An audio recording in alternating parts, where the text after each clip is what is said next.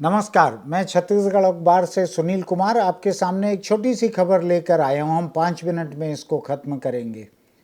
ISKCON, जिसको कि दुनिया हरे कृष्ण आंदोलन के रूप में जानती है, आप सड़कों पर देखते होंगे, शहरों में कहीं किनारे एक वैन रोककर भगवत गीता और दूसरे प्रकाशन बेचते हुए दिखते हैं। भगवे कपड़ों में स्वामी कुछ एक ब्रह्मचारी। ऐसे ही एक ब्रह्मचारी हैं अमोघ लीला, स्वामी अमोघ लीला कहा जाता है उनको। और वो इस्कॉन का सबसे जाना माना चेहरा हो गए हैं आजकल, क्योंकि वो जब धर्म पर अध्यात्म पर बोलते हैं तब तो लोग उनको सुनते ही हैं, लेकिन धर्म से परे भी वो मोटिवेशनल स्पीच देते हैं। मंचों पर जाकर यूट्यूब में कैमरों के सामने वो कई तरह से लोगों को प्रेरणा देने वाले कई भाषण देते हैं जिनको करोड़ों लोग सुनते हैं। उनका चेहरा बहुत ही जाना माना है।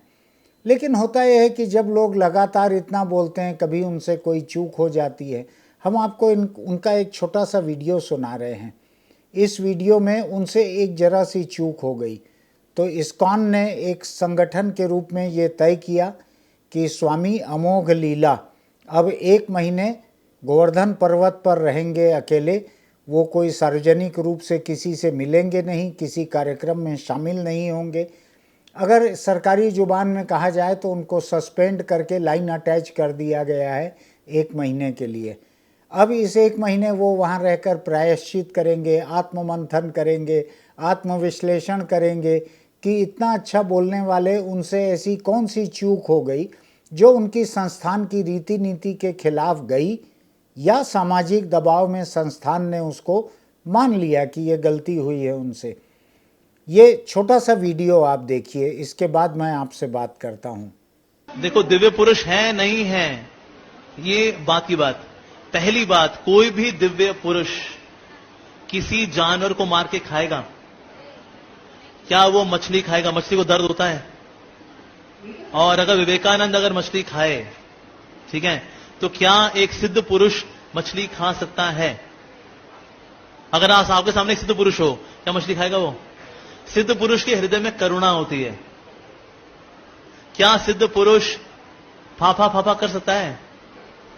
नहीं कर सकता है।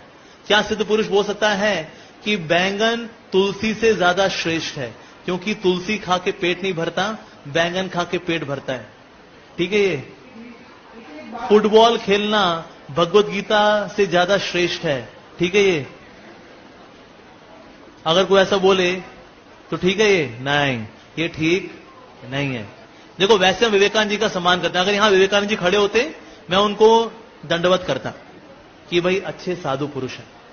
लेकिन विवेकानंद जी की जो कुछ चीजें स्वीकार्य नहीं है, वो फिर स्वीकार्य नहीं है। हम अंधा होकर स्वीकार नहीं करेंगे उनको। एज अ व्यक्ति मेरे सामने खड़े होंगे, मैं उनको नमन करूंगा कि आप शिकागो गए, आपने हिंदुत्व को लेकर अच्छा स्पीच दिया, thank you my dear brothers and sisters, nice. हम भी प्रशंसा करते हैं उसकी। तो जो प्रशंसा करने वाली चीज है उसकी प्रशंसा भी करेंगे और करते भी हम। लेकिन जो चीज स्वीकार्य नहीं है वो स्वीकार्य नहीं है। जैसे ये बोलना कि बैंगन खाना तुलसी से ज्यादा श्रेष्ठ है क्योंकि बैंगन से पेट भरता है। अरे भाई, बैंगन को बनाओ, तुलसी का पत्ता रख के भोग लगाओ, बैंगन खा लो। पर ये बोलना तुलसी से वो श्रेष्ठ है, ऐसा कोई लॉजिक नहीं है। ये बोलना फुटबॉल खेलने से टीम स्पिरिट आती है, भगवद गीता पढ़ने से टीम स्पिरिट नहीं आती। तो भाई तुम 3 घंटा फुटबॉल खेलो और आधा घंटा गीता पढ़ लो, कर सकते हैं ना। पर ये बोलना गीता पढ़ना उससे ज्यादा श्रेष्ठ फुटबॉल खेलना है, ये गलत है। अभी आपने देखा कि किस तरह से स्वामी अमोघ लीला ने मांसाहार के बारे में कहते हुए ये कहा कि स्वामी विवेकानंद भी अगर उनके सामने आ जाएंगे तो वो उनका मांसाहार मछली खाने को सही नहीं मानेंगे। वो उनका एक विद्वान के रूप में सम्मान करेंगे, दंडवत हो जाएंगे कि आपने शिकागो में बहुत अच्छा भाषण दिया था। ये सब बात वो मान रहे हैं, लेकिन ये मान रहे हैं कि किसी दिव्य पुरुष का भी मछली खाना, मांसाहार करना वो सही नहीं हो सकता। अब इस बात को इस संदर्भ में देखने की ज़रूरत है कि विवेकानंद जिस बंगाली समाज से आए थे, वहाँ पर ब्राह्मणों के बीच भी मछली खाने का प्रचलन है। तो हो सकता है कि विवेकानंद, उनके गुरु रामकृष्ण परमहंस ये सब मछली खाते होंगे। लेकिन इस्कॉन के एक स्वामी अगर ये कह रहे हैं कि वो विवेकानंद का इस बात के लिए सम्मान नहीं करेंगे, इस बात के लिए उनको सही नहीं मानेंगे कि वो मछली खाते थे, इस बात को लेकर जरा बवाल हुआ है। सोशल मीडिया पर उनके इस व्याख्यान के नीचे बहुत से लोगों ने तरह तरह की बातें लिखी है, बहुत से लोगों ने इसको लेकर इस्कॉन को भी लताड़ा है।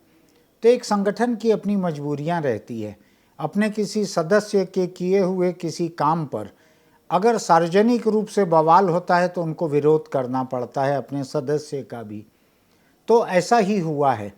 ये खबर छोटी सी है लेकिन आपके जानने लायक है, और यह मानने लायक है, यह सोचने लायक है कि बहुत अधिक बोलते हुए कभी कभी किसी चूक के हो जाने का खतरा रहता है।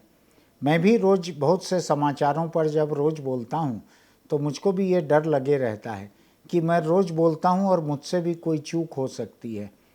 तो ये इस्कॉन का नया मामला, नई खबर है, इसको आपके सामने रखते हुए मैं आपके सोचने के लिए एक सामान भी रख रहा हूँ। हम आपसे फिर किसी खबर को लेकर मिलेंगे।